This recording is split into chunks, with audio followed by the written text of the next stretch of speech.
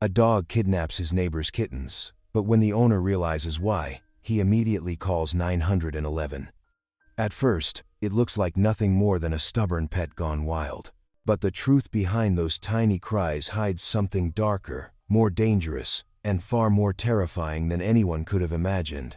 The faithful hound isn't stealing, he's warning. Inside the neighbor's garage lurks a secret that could destroy lives, and every second the clock ticks, the danger grows. A desperate man, a loyal dog, and a shocking discovery no one saw coming. Why would a dog risk everything to drag helpless kittens away, and what horror makes a man grab the phone and beg for help? The answer will shake you to your core. When loyalty collides with life or death peril, who will survive? Drop a comment below and share which part of the world you're tuning in from today. If you enjoy stories like this, don't forget to subscribe for more. Dawn crept over the sleepy neighborhood as Boone Latham settled into his morning routine. The gentle clinking of his coffee mug against the counter echoed through his quiet kitchen, while Ranger, his faithful hound, watched expectantly from his usual spot by the back door. Morning sunlight filtered through the windows, casting long shadows across the worn linoleum floor. "Just like always, boy," Boone murmured, pouring kibble into Ranger's bowl. The familiar sound of dry food hitting metal usually set his dog's tail wagging, but today, something was different. Ranger's ears perked up, his nose twitching. Before Boone could react, the large dog bolted through the doggy door with surprising speed. "Ranger," Boone called out, setting his coffee down with a splash. Through the kitchen window, he watched in horror as his dog bounded straight into Cassius Dorn's immaculate yard next door. His heart sank. Cassius was known throughout the neighborhood for his short temper and love of throwing around legal threats. Boone rushed outside, his worn slippers hardly protection against the dewy grass. "Ranger, come back here." But his calls went unheeded as Ranger emerged from behind Cassius's garden shed, something small and gray dangling from his mouth. A kitten. Boone's stomach turned. His normally well-behaved dog had just stolen one of the neighborhood cat's babies. "Drop it," he commanded, his voice firm but tinged with panic. To his surprise, Ranger didn't try to run. Instead, the dog trotted right up to him and gently placed the kitten at his feet. The tiny creature mewed pitifully, its fur ruffled but otherwise unharmed. Before Boone could grab either his dog or the kitten, Ranger spun around and darted back into Cassius's yard. "No, no, no," Boone muttered, scooping up the kitten. Its tiny body trembled against his palm, and something made him pause. There was an odd smell clinging to its fur, sharp and chemical. His years as a volunteer firefighter had made him familiar with that particular scent. Kerosene. Before he could process this concerning detail, Ranger was back with another kitten, this one squirming more actively than the first. The dog's behavior was so out of character it made Boone's head spin. Ranger had been trained in search and rescue work years ago. He didn't chase cats, let alone steal kittens. What in blazes is going on here? The angry bellow made Boone wince. Cassius Dorn stormed across his perfectly manicured lawn, his face red with rage. Even in the early morning hours, the man was dressed in pressed slacks and a crisp button-down shirt, though his usual composed demeanor was notably absent. "Mr. Dorn, I'm so sorry," Boone started, still holding both kittens. "I don't know what's gotten into him. Your mongrel is trespassing." Cassius cut him off, jabbing a manicured finger toward Ranger. "First you let that beast run wild, and now he's stealing from my property. I ought to call animal control right now." Boone felt his face flush with embarrassment, but something about Cassius's reaction seemed off. The man was more agitated than the situation warranted, his eyes darting between Ranger and the garden shed. "The kittens aren't hurt," Boone assured him, trying to keep his voice calm. "I'll bring them right back." "Give them here," Cassius snapped, reaching for the tiny creatures. The kittens suddenly started squirming and mewing louder, their distress obvious. Ranger let out a low growl, positioning himself between Boone and Cassius. "I'll have that dangerous animal impounded," Cassius threatened, taking a step back. "You can't control it, and it's a menace to the neighborhood. I know people on the council, Latham. One phone call is all it takes." The threat hung in the air, but Boone's attention was divided between the angry man before him and the growing list of things that didn't add up. The kerosene smell was stronger now that Cassius was closer. The kitten's obvious fear of the man. Ranger's unusual behavior. Behavior that reminded him of their old search and rescue days, when the dog would work so diligently to bring people to safety. "I assure you, sir," Boone said carefully, "this won't happen again. I'll keep a closer eye on Ranger." He began backing away, the kittens still cradled protectively against his chest. Their tiny hearts were racing, and they huddled closer to him, away from Cassius. "See that you do," Cassius snarled. "And keep that mutt on a leash, or next time there will be consequences." He turned sharply and stalked back toward his house, pausing to glance at the garden shed before disappearing inside. Boone stood in his yard for a long moment, looking down at the kittens in his arms, then at Ranger who sat alertly at his feet. The dog's intelligent eyes met his, and Boone couldn't shake the feeling that this wasn't just about a dog chasing cats. Ranger had been trying to tell him something. "What did you find back there, boy?" he murmured, scratching behind Ranger's ears. The smell of kerosene lingered in his nostrils, raising old instincts from his firefighting days. The kitten's distress, Cassius's excessive anger, the chemical smell, it all painted a picture that made his gut twist with worry. He glanced at Cassius's garden shed, now seeing it with new eyes.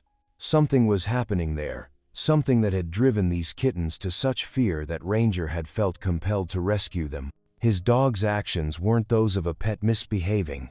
They were the calculated moves of a trained rescue animal responding to danger. The morning sun continued to rise, warming the dewy grass beneath his feet, but Boone felt a chill run down his spine. His quiet routine had been shattered, replaced by questions he couldn't ignore and suspicions he couldn't shake. Whatever was going on in Cassius Dorn's yard, Boone had a feeling this was just the beginning. Cassius didn't waste any time making good on his threats. Within 15 minutes, the distinctive white and blue animal control van pulled up to the curb, followed closely by a police cruiser. Boone's heart sank as he watched Officer Hargrove step out, adjusting his utility belt with practiced authority. "That's the dog right there," Cassius announced, pointing an accusatory finger at Ranger. "Aggressive behavior, trespassing, stealing property. I want it dealt with immediately." Boone kept a steady hand on Ranger's collar, though the dog showed no signs of aggression. If anything, Ranger seemed more alert than ever, his eyes fixed on Cassius's garage with unusual intensity. The kittens were still trembling in Boone's arms, and now that he had a chance to look more closely, what he saw troubled him deeply. "Officer Hargrove," Boone said carefully, "I know how this looks, but something isn't right here. Look at these kittens' paws." He gently turned one tiny paw upward, revealing reddened pads. The kitten's eyes were watery and irritated, and its breathing seemed labored. The officer frowned, taking a step closer. "Mr. Latham, we've got a complaint about an aggressive dog. That's what I'm here to address." Before Boone could respond, Ranger suddenly pulled free from his grip. Instead of running away, the dog bounded straight to Cassius's garage door and began scratching frantically at the bottom edge, whining with urgency. "Now you see," Cassius's voice rose sharply. "Complete lack of control. That animal is destroying my property." Officer Hargrove reached for his clipboard. "I'm going to have to impound the dog, Mr. Latham. We can sort this out after. Now hold on just 1 minute." The sharp voice cut through the tension like a knife. Dottie Kincaid, Boone's next-door neighbor, came marching across her lawn with surprising speed for a woman in her 60s. Her gray hair was pulled back in its usual no-nonsense bun, and her expression suggested she wasn't about to let anyone take Ranger without a fight. "I've lived next to that dog for 5 years, Dottie declared, positioning herself between Ranger and the animal control officer. "He's the gentlest creature in this neighborhood. Why, he lets my grandkids climb all over him like he's a furry jungle gym." "Ma'am," Officer Hargrove began, but Dottie wasn't finished. "And another thing, that dog used to do search and rescue work with Boone. He's trained better than half the people on this street. If he's acting strange, there's a reason for it." Boone felt a surge of gratitude for his neighbor's intervention. "She's right, officer. Ranger's never shown aggression to anyone. Something about this situation has him really disturbed." Officer Hargrove glanced between the assembled group, clearly weighing his options. "Mr. Dorn, these are serious accusations you're making. If the dog has a history of good behavior—" "Oh, for heaven's sake," Cassius exploded. Are we really going to stand here debating while that animal tears up my property? As if in response to Cassius's outburst, Ranger suddenly stopped scratching at the garage door. He turned and sprinted toward the side of the house, disappearing around the corner before anyone could react. Moments later, he returned with yet another kitten in his gentle grip, but this one stopped everyone in their tracks. The tiny creature's fur was streaked with dark soot, and it gave a weak, smoke-tinged mew that made Boone's firefighter instincts surge to full alert. He took the kitten from Ranger, noting how the black smudges transferred to his hands. "Mr. Dorn," Boone said slowly, holding up his blackened palm, "would you care to explain why this kitten is covered in soot?" Cassius's face went through a rapid series of expressions: surprise, anger, and something that looked very much like fear, before he managed to compose himself. "How should I know? Those strays probably got into something. This is exactly why I wanted them removed." But Officer Hargrove was now looking at the garage with newfound interest. "Sir, would you mind if I took a closer look at? You need a warrant for that." Cassius snapped. "This is harassment. I called about a dangerous dog, and now you're all trying to turn this around on me?" Dottie snorted. "Seems to me the only dangerous thing here is whatever's got those poor kittens so scared they needed rescuing." Ranger sat at attention, his eyes never leaving the garage door. The soot-covered kitten in Boone's arms continued to sneeze and cough, while the other two huddled against his chest, still trembling. All three showed signs of chemical exposure: the reddened paws, the watery eyes, the respiratory distress. His years of firefighting experience were sending up red flag after red flag. Officer Hargrove cleared his throat. "Mr. Latham, I'm going to give you 24 hours to get your dog properly secured. But I want to be clear, any more complaints about him running loose, and I will have to take action." "This is outrageous," Cassius protested, but the officer held up a hand. "Sir, I recommend you focus on securing your property against strays rather than pursuing complaints about a dog with no history of aggression. Unless you'd like me to call in the fire marshal to inspect, that won't be necessary." Cassius cut in quickly. "Just keep that dog off my property." He turned and stalked toward his house, his usual smooth demeanor noticeably ruffled. As the animal control van pulled away, and Officer Hargrove returned to his cruiser, Dottie laid a weathered hand on Boone's arm. "That dog of yours is trying to tell you something, Boone. And whatever it is, it's got Cassius Dorn mighty worried." Boone nodded, looking down at the three kittens in his arms, living proof that something was very wrong in Cassius's garage. Ranger stood at attention beside him, his posture rigid and alert, just as it had been in their search and rescue days when he'd found someone in danger. "Thank you for speaking up, Dottie," Boone said quietly. "You probably saved Ranger from the pound." "Pish posh," she waved off his thanks.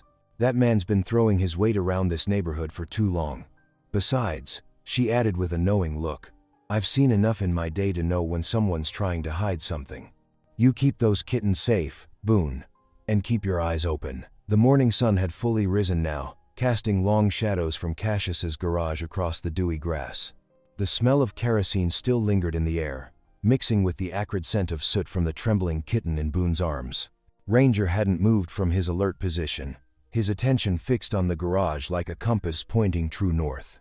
As Dottie headed back to her house, Boone couldn't shake the feeling that time was running out. He waited until Cassius's front door slammed shut before moving closer to the garage, Ranger padding silently beside him. The three rescued kittens were safely tucked away in a box on his porch, but something still pulled him back to investigate. The morning sun cast strange shadows through the garage's weathered slats, creating thin strips of light that revealed glimpses of the interior. Boone's heart pounded as he peered through one of the wider gaps. What he saw made his blood run cold. Stacked metal cages lined one wall, far more than needed for a few stray cats. They were industrial grade, the kind used for mass animal transport. Most sat empty now, their doors hanging open like hungry mouths. Near the cages, plastic fuel containers were arranged in a careful pattern across the concrete floor. The sharp smell of kerosene that had been bothering him all morning now made terrible sense. But it was the digital timer connected to an old space heater that truly chilled him. Its red numbers blinked steadily, counting down to something Boone didn't want to imagine. His firefighter training screamed warnings in his head. This was a deliberate setup, carefully arranged for maximum damage.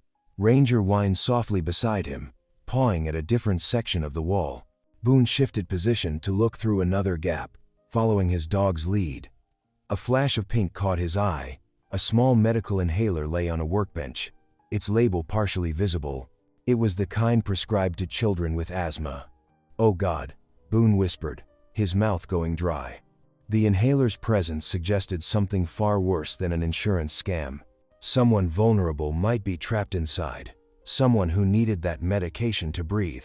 Ranger's urgent barking started again, but now it had a different quality. The same focused intensity he'd shown years ago during search and rescue operations when he'd located a victim. The dog wasn't just trying to save Kittens anymore. He was telling Boone that someone needed help, and soon. With trembling fingers, Boone pulled out his phone and scrolled to Romy Delgado's number. The EMT had given it to him months ago, after his wife's passing, telling him to call anytime he needed support.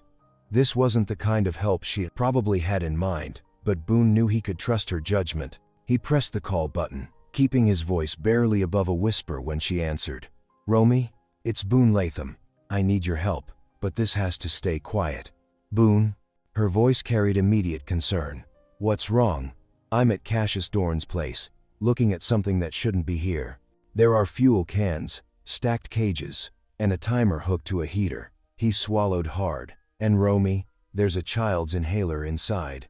I think he's planning something terrible, and there might be someone trapped in here." The line went silent for a moment. When Romy spoke again, her voice was steady and professional. "Don't move, don't confront him. I'm calling this in, but I'm coming myself first. We need to verify if there's really someone in danger before we bring in the whole cavalry. Can you stay hidden for 10 minutes? "Yes," Boone whispered, "but hurry. Whatever's being planned here, I don't think we have much time." He ended the call and crouched beside Ranger, who had finally stopped barking but remained focused on the garage wall. The morning had grown warmer, and sweat trickled down Boone's back as they waited. Every minute felt like an hour, knowing what lay on the other side of those wooden slats.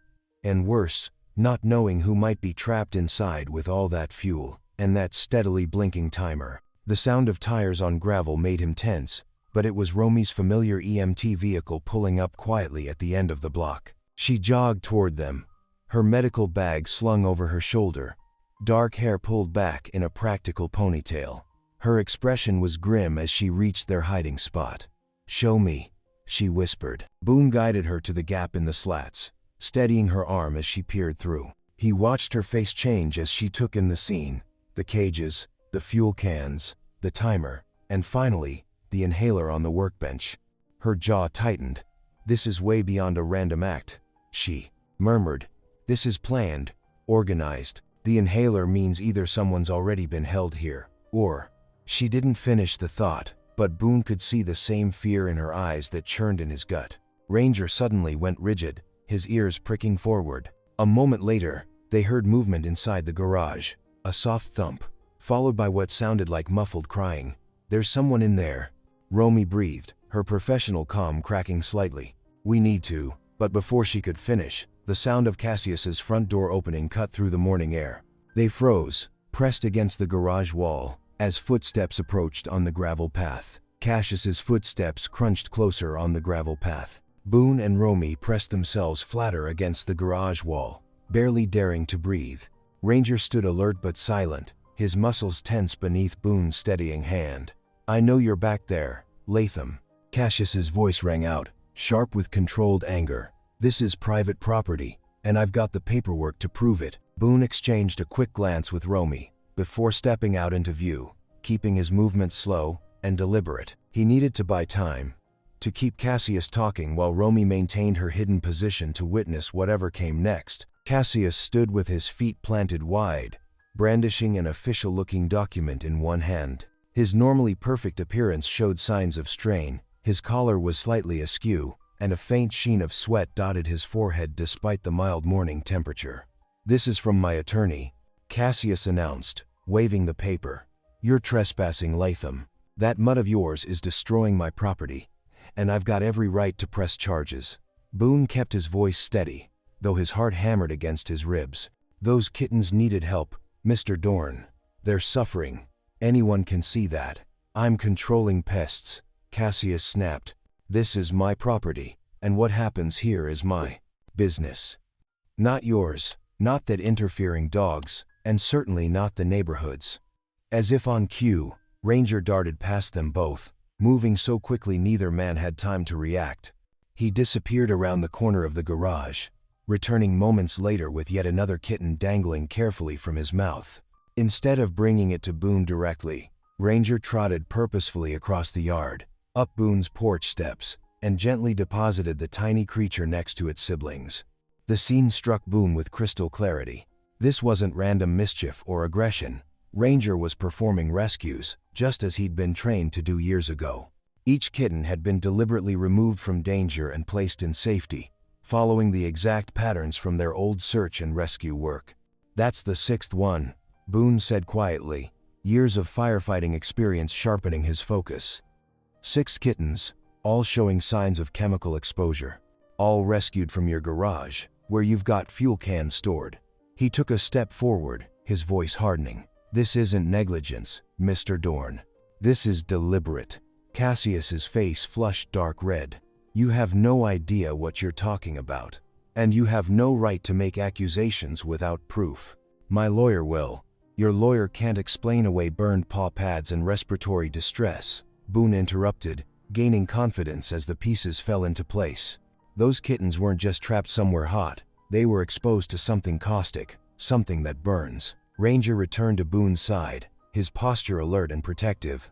The dog's behavior had shifted subtly, no longer frantically trying to alert them to danger, but standing guard as if prepared for confrontation.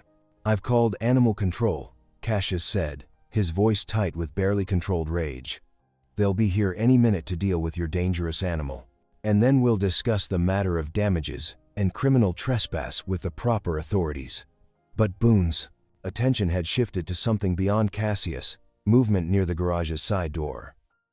A shadow passed behind the clouded window, too quick to identify but definitely human-sized. His firefighter's instinct screamed that there was more at stake here than just the kittens. Mr. Dorn, Boone said carefully, who else is in that garage? The question hit like a physical blow. Cassius's composure cracked for just a moment, revealing something dark and desperate in his eyes before he masked it with outrage. That's none of your business, he snarled. You're going to leave my property right now, or I'm adding harassment to the list of charges. From her hidden position, Romy had her phone out, silently recording everything. Boone could see her in his peripheral vision, documenting each moment of the confrontation. He kept his focus on Cassius, watching for any sign the man might become violent. Those kittens were a warning, Boone said quietly.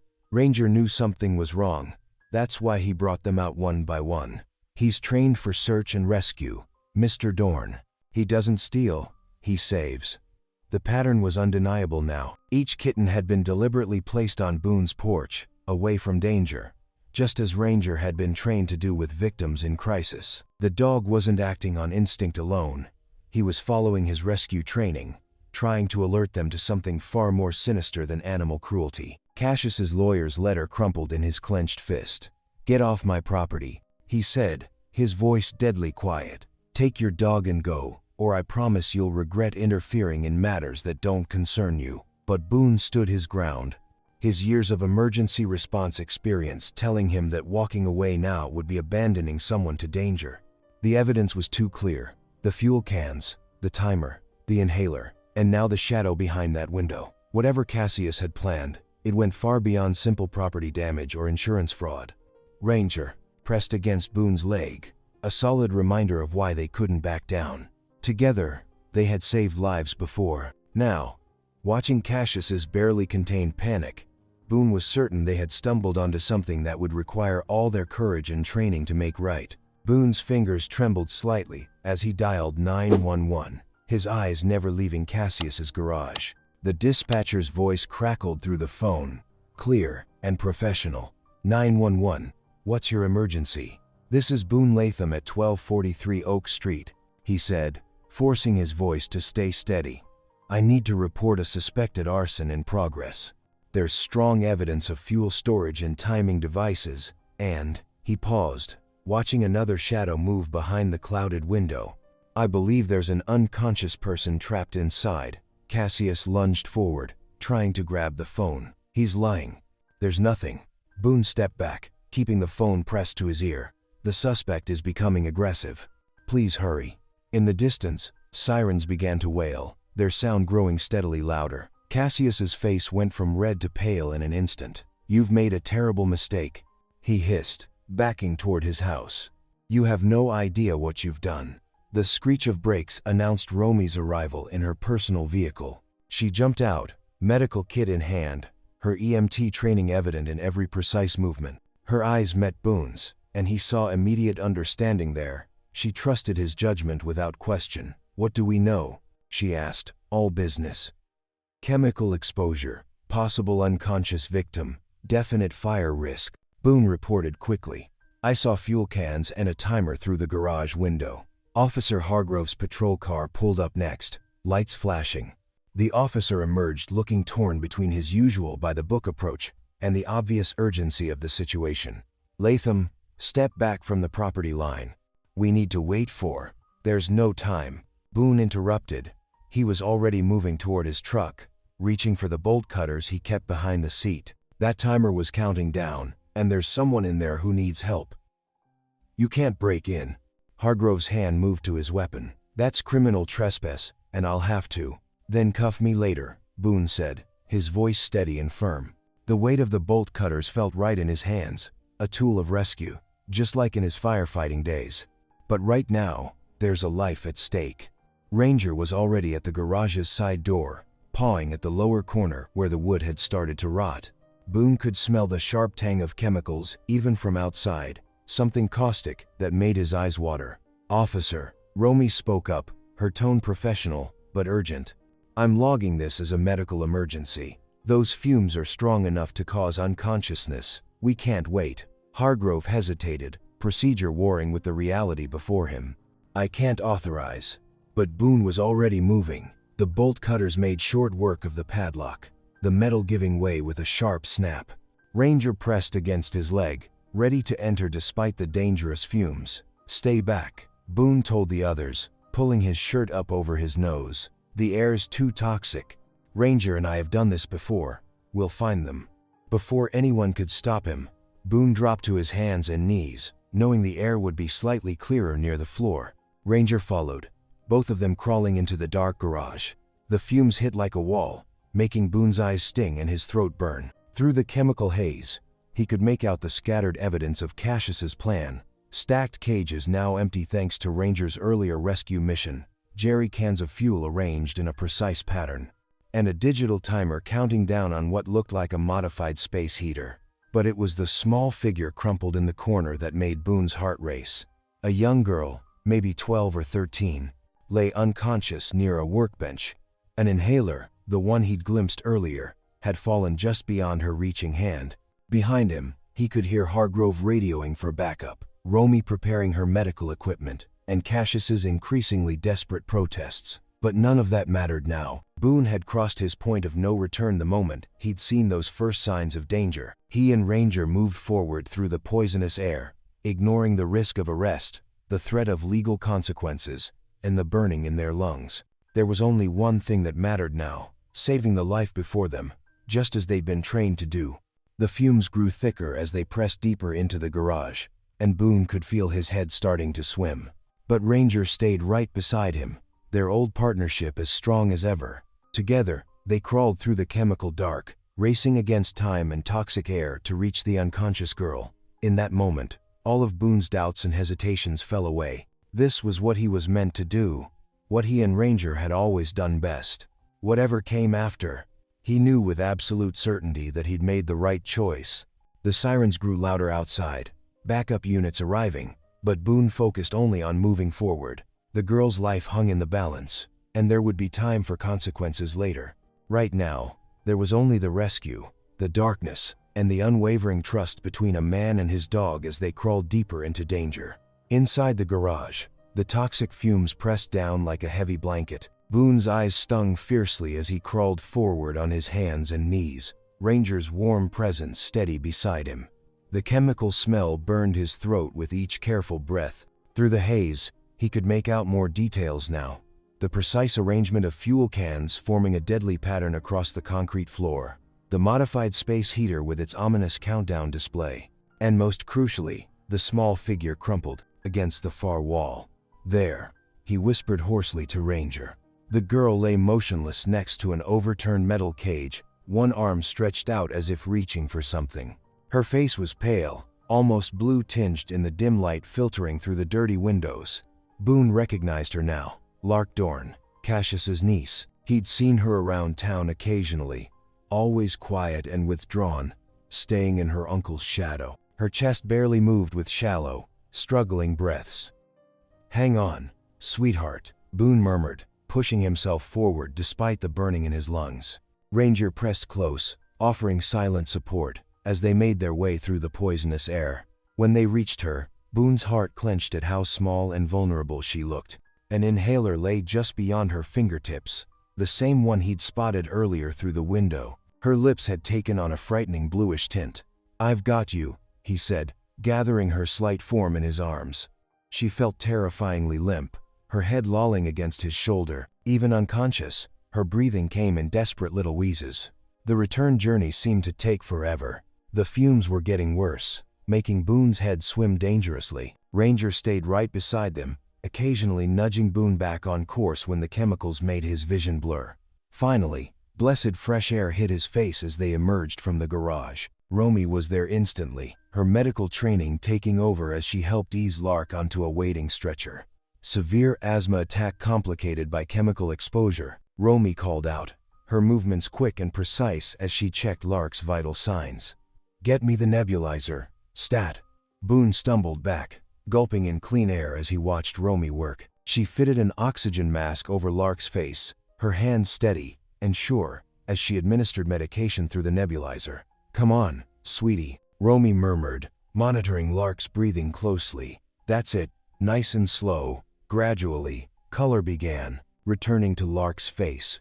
Her chest started rising and falling in a more natural rhythm as the medication took effect. Boone felt some of the tension leave his shoulders as he watched her improve under Romy's care. Then he heard it, a soft click from inside the garage that made his blood run cold. Time seemed to slow down as he turned toward the sound. Through the open door, he could see the timer on the modified heater hitting 0. A spark jumped in the chemical-laden air.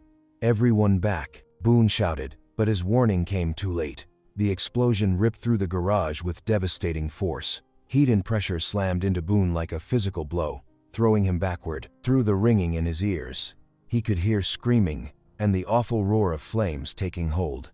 When his vision cleared, his heart nearly stopped. The garage door had slammed shut in the blast, and Ranger was nowhere in sight. Horror gripped him as he realized his faithful companion must still be trapped inside. The structure was already being consumed by flames, their hungry tongues licking up the walls with unnatural speed. The chemicals Cassius had stored inside acted like accelerant, turning the garage into an inferno within seconds. Through the chaos of sirens and shouting, Boone could hear Ranger barking, sharp, urgent sounds coming from within the burning building. The dog was alive, but trapped in that deadly furnace. "Ranger!" Boone lurched to his feet, fighting against hands trying to hold him back. The heat was incredible, blistering his skin even from several feet away. But Ranger was in there. Ranger who had trusted him, who had helped him save Lark's life. The flames roared higher, turning the garage into a glowing orange death trap. Smoke billowed out in thick black clouds, and the crackle of burning wood grew louder by the second. Time was running out. Boone could hear Officer Hargrove shouting for him to stay back, could feel Romy trying to grab his arm, but none of that mattered. His partner was in there, and he wasn't leaving without him. Taking a deep breath, Boone charged toward the inferno. The heat hit him like a wall, but he pushed through it, driven by desperation, and the sound of Ranger's increasingly frantic barks coming from somewhere in the burning garage. The last thing he heard was Romy screaming his name as he disappeared into the flames. The heat inside the garage was unbearable. Flames licked up the walls, turning the space into a hellish maze of orange and black. Boone squinted through the thick smoke, trying to locate Ranger while keeping low to the ground. "Ranger," he called out, his voice hoarse from the toxic fumes. A bark answered him from somewhere deeper in the inferno, followed by the sound of scratching.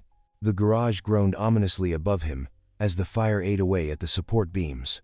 Smoke rolled across the ceiling in dense waves, and the crackle of burning wood filled his ears. The heat was so intense, it felt like his skin might blister just from being near the flames. Suddenly, there was a thunderous crack overhead. Boone looked up just in time to see a massive metal shelving unit, weakened by the heat, breaking free from its mountings. He tried to dive clear, but wasn't fast enough. White-hot pain shot through his leg as the heavy structure crashed down, pinning him to the concrete floor. "No," he gasped, trying to push the crushing weight off. But the shelving unit was too heavy, and the awkward angle made it impossible to get proper leverage. Each attempt to free himself sent fresh waves of agony through his trapped leg. Through the smoke and flames, he saw Ranger emerge like a ghost. The dog's eyes reflected the fire as he assessed the situation, intelligent and determined. Without hesitation, Ranger wedged himself under the fallen shelving unit, pushing upward with all his strength. "Good boy," Boone wheezed, feeling the pressure on his leg ease slightly. Ranger's muscles trembled with effort as he strained to create enough space for Boone to pull free. Outside, he could hear the commotion of arriving fire trucks and desperate voices. Romy's voice cut through the chaos, sharp with fear. "The gate's locked. We can't get through." Boone's heart sank as he realized what that meant. Cassius had deliberately trapped them inside, turning the garage into a death trap. This wasn't just criminal negligence anymore, it was attempted murder. Through gaps in the burning walls, he caught glimpses of firefighters attacking the heavy chain and padlock with bolt cutters. Romy was there too, her face drawn with determination as she helped direct the water hoses toward the growing inferno. And there was Dottie Kincaid, holding up her phone to record everything. Even through the smoke and flames, Boone could see her capturing damning evidence. Cassius standing back with a cold smile, refusing to hand over the key as rescue workers fought to break through. The air was getting worse by the second. Each breath felt like swallowing fire, and the smoke was so thick now it was hard to see more than a few feet. The temperature continued to rise, making the metal shelving unit expand and shift, threatening to crush Boone's leg completely. Ranger whined in distress, but didn't give up. The loyal dog continued pushing upward, his whole body shaking with the strain. Sweat and soot matted his fur, but his eyes never left Boone's face. "You've got to get out of here, boy," Boone coughed, trying to wave the dog away. But Ranger ignored him, refusing to abandon his partner. The flames were closing in now, eating away at everything around them. The heat was becoming unbearable, an almost physical weight pressing down on them. Boone could feel his consciousness starting to fade as the toxic smoke filled his lungs. Through the haze, he heard Romy screaming his name, her voice cracking with desperation. The sound of metal giving way suggested the firefighters were making progress on the gate, but would they reach them in time? The garage's structure continued to deteriorate around them. Burning debris rained down, forcing Ranger to dodge while still maintaining his position under the shelving unit. The dog's breathing was becoming as labored as Boone's, but still he didn't quit. Cassius's true nature was fully revealed now. Through the gaps in the walls, Boone could see him actively interfering with the rescue attempt, claiming legal rights and property damage. The man's facade of respectability had crumbled, showing the monster beneath who would gladly sacrifice lives to cover his crimes. Dottie's voice carried through the chaos. "I've got it all on video, you heartless snake. The whole world's gonna see what you really are." The smoke was getting thicker, the heat more intense. Boone's vision began to blur as oxygen became scarcer. But Ranger's presence kept him fighting, kept him conscious. The dog's unwavering loyalty gave him strength, even as darkness crept at the edges of his awareness. Time seemed to lose meaning in that burning hell. Each second stretched into an eternity of pain and struggle. The roar of the flames grew louder, the structure weakening further with every passing moment. And still, Ranger held on, fighting to keep the shelving unit from crushing his partner completely. The air was nearly unbreathable now. Boone could feel his strength ebbing away as the smoke and heat took their toll. But he couldn't give up. Not while Ranger refused to abandon him. Not while Romy and the firefighters fought so desperately to reach them. Through the flames and smoke, Boone caught one last glimpse of Cassius's face. The man's expression was chillingly calm as he watched the garage burn, as if he were merely observing an interesting experiment rather than orchestrating a murder. Through the suffocating smoke, Boone's blurring vision caught sight of something he hadn't noticed before. A weathered plywood panel near ground level, likely covering an old dog door. Hope flickered in his chest like the flames around them. "Ranger," he gasped, pointing weakly toward the spot. His faithful companion understood immediately, moving from the shelving unit to investigate the potential escape route. The sudden increase in pressure on Boone's leg made him grunt in pain, but he forced himself to focus. Ranger began scratching at the panel, his claws leaving desperate marks in the wood. From outside, they could hear the rhythmic thudding of firefighters' tools attacking the gate and walls, trying to break through to them. The sound gave Boone renewed strength. Help was close, if they could just reach it. The garage's structure groaned ominously above them. Pieces of burning ceiling crashed down nearby, sending sparks flying in all directions. The air temperature had become almost unbearable, and each breath felt like swallowing molten lead. "Move back, boy," Boone commanded, gathering what strength he had left. With tremendous effort, he twisted his body and drove his shoulder toward the plywood panel. Pain shot through him as the wood splintered but didn't break. Outside, he could hear Romy shouting encouragement. Ranger barked urgently, pawing at the weakened barrier. The dog's normally deep voice had grown hoarse from the smoke, but his determination never wavered. Together, they worked at the panel, Boone pushing, Ranger clawing, while the firefighters' tools pounded from the other side. The ceiling gave another threatening crack. Time was running out. Boone could feel his consciousness slipping away as the toxic smoke filled his lungs. But then he heard Dottie's voice cutting through the chaos. "They're right there. I can see movement through that lower panel." The sounds of rescue efforts intensified, now focused on their location. Boone gathered his remaining strength for one final push. His shoulder screamed in protest as he slammed against the plywood. This time, the barrier split with a satisfying crack. Fresh air rushed in through the opening, giving Boone a precious moment of clarity. He could see firefighters' boots just outside, their tools now working to widen the gap. Rangers' excited barking mixed with the shouts of rescuers. The garage made a sound like a dying monster, a deep, terrifying groan that meant total collapse was imminent. Boone knew it was now or never. With the last of his strength, he pushed himself toward the opening, feeling Ranger's teeth gentle but firm on his shirt collar, helping to pull him through. They tumbled out together just as the ceiling gave way completely. The thunderous crash of the collapse chased them into the yard, accompanied by a massive whoosh of superheated air and flames. Fire hoses immediately opened up, powerful streams of water arcing over their heads to battle the inferno they'd just escaped. Boone lay on the grass, gulping in precious clean air between coughing fits. Ranger pressed against his side, the dog's fur singed and smoking slightly but his tail wagging with relief. They'd made it. Against all odds, they'd survived. Romy was there in an instant, her paramedic training taking over as she checked Boone's vital signs. "You crazy, wonderful man," she muttered, quickly applying an oxygen mask to his face. Her hands were steady but her voice shook with emotion. Dottie continued filming, capturing everything: the dramatic escape, the garage's collapse, and most importantly, Cassius's reaction to it all. The man stood at the edge of his property, his face a mask of fury as he watched his carefully laid plans literally go up in smoke. Two police officers approached Cassius, their expressions grim. Officer Hargrove led the way, any earlier doubts erased by what he'd witnessed. "Cassius Dorn," he announced formally, "you're under arrest for attempted murder, arson, and animal cruelty." As they led Cassius away in handcuffs, he shot one last venomous look at Boone and Ranger. But neither man nor dog paid him any attention.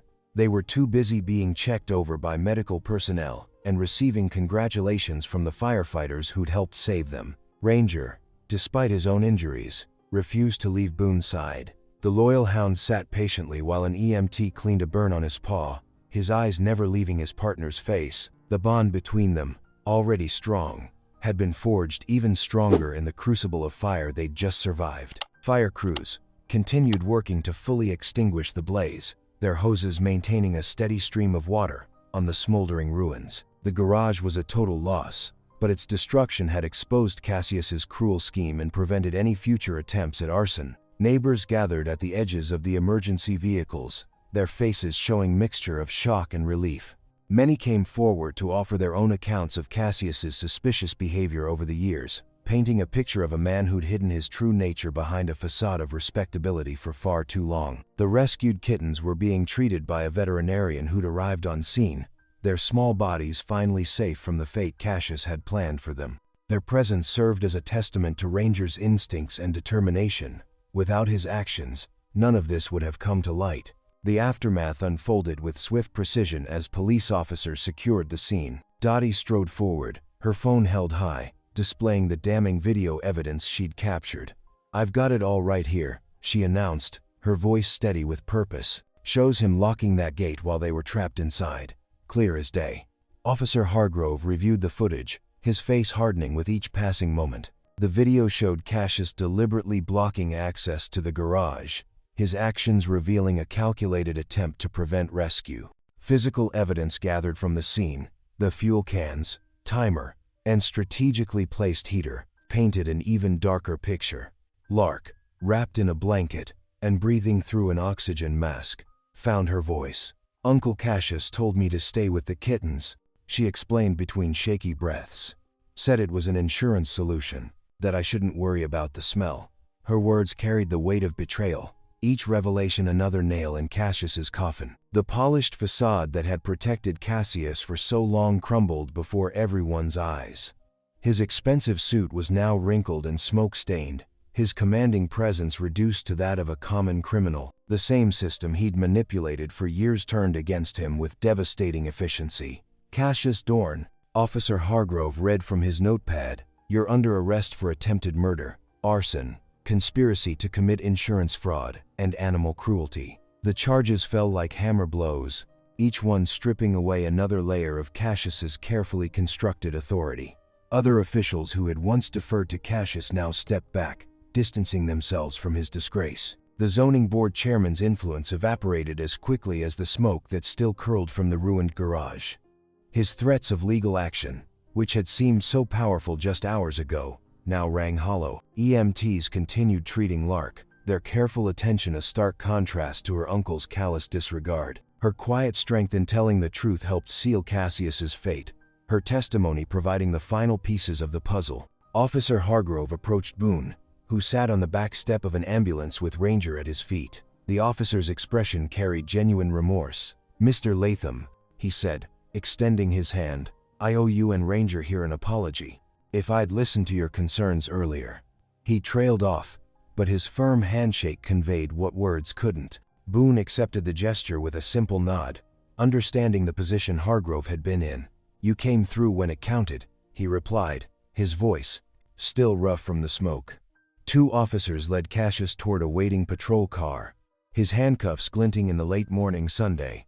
His final glare at Boone carried no power now, just the impotent rage of a man whose schemes had finally caught up with him. Dottie stood nearby, arms crossed in satisfaction as she watched Cassius being taken away. "Some folks spend so much time looking respectable," she observed. "They forget about actually being respectable." In the days that followed, a gentle rhythm settled over Boone's home. The rescued kittens, now clean and healing, turned his living room into an impromptu nursery. Their tiny meows and playful tumbles filled spaces that had been quiet for too long. Ranger, wearing his newly awarded fire captain's commendation ribbon with dignified pride, kept careful watch over his small charges. The ribbon ceremony had been simple but meaningful. Chief Martinez had presented it personally, praising Ranger's instincts and dedication. "Some heroes," he'd said, "walk on four legs." Ranger had accepted the honor with a solemn wag of his tail, though his eyes never strayed far from the kittens he'd saved. Each evening brought a new milestone in the kittens' recovery. Their singed fur began growing back, and their eyes cleared of irritation. Boone found himself checking their paw pads less frequently as the burns healed, replaced by the natural softness of healthy cat feet. He'd arranged their food and water bowls in a neat row, marking each with their temporary names: Spark, Ember, Ash, and Phoenix. The names had made Romy laugh when she'd stopped by to check on them. Romy's visits had become more frequent, each one lasting a little longer than the last. She brought supplies at first: kitten formula, soft blankets, healing salve for their paws. But soon she was bringing coffee and staying to talk. her presence warming the house in ways that had nothing to do with temperature. On this particular evening, she lingered after checking the kitten's progress. Standing in Boone's kitchen, she touched his arm gently. "You know," she said, her voice carrying a hint of something more than professional concern. "You've barely left the house since everything happened. Maybe." She paused, then pressed forward with characteristic directness. "Maybe we could get dinner sometime, when you're ready?" The question hung in the air, full of possibility. Boone felt the familiar tug of grief, but it was different now, more like an old photograph than an open wound. He looked at Romy, saw the warmth in her eyes, and found himself nodding. "I'd like that," he said simply, and meant it. As evening settled into night, Boone sat in his favorite chair, watching the scene before him. Ranger lay stretched out on his bed, the commendation ribbon still pristine against his fur. The kittens had claimed him as their personal playground, climbing over his broad back and batting at his tail. He endured their antics with patient dignity, occasionally turning his head to give one a gentle nudge back into safer territory. The sight stirred something in Boone's chest. For months after losing Sarah, he'd felt like a boat cut loose from its moorings, drifting without purpose. The hardware store job had been just enough to keep him moving, but not really living. Now, watching Ranger with the kittens, seeing the simple rightness of protection freely given, Boone recognized what had changed. He wasn't drifting anymore. The choice to act, to protect, to stand firm when it mattered, it had anchored him back to the world. The kittens would soon find permanent homes. He'd already received inquiries from families eager to adopt them, but they'd left their mark on his heart, just as surely as Ranger had proven himself more than just a companion. Phoenix, the smallest kitten, climbed into Boone's lap and settled there, purring. The tiny vibrations seemed to resonate with something deep in his soul. He wasn't just existing anymore. He was living again, choosing again, ready to embrace whatever came next. Whether it was dinner with Romy, finding homes for the kittens, or simply sitting here with Ranger and their temporary family, he had rediscovered his purpose. The quiet certainty of that knowledge filled him with peace. He had chosen to protect, and in doing so, had protected himself from the emptiness that had threatened to consume him. As night deepened outside his windows, Boone Latham sat surrounded by the gentle sounds of purring kittens and Ranger's steady breathing, finally home in more ways than one. Thank you for watching. Stories like this remind us who we are. If something touched your heart, go ahead and subscribe. I'll be back tomorrow with another story that just might stay with you.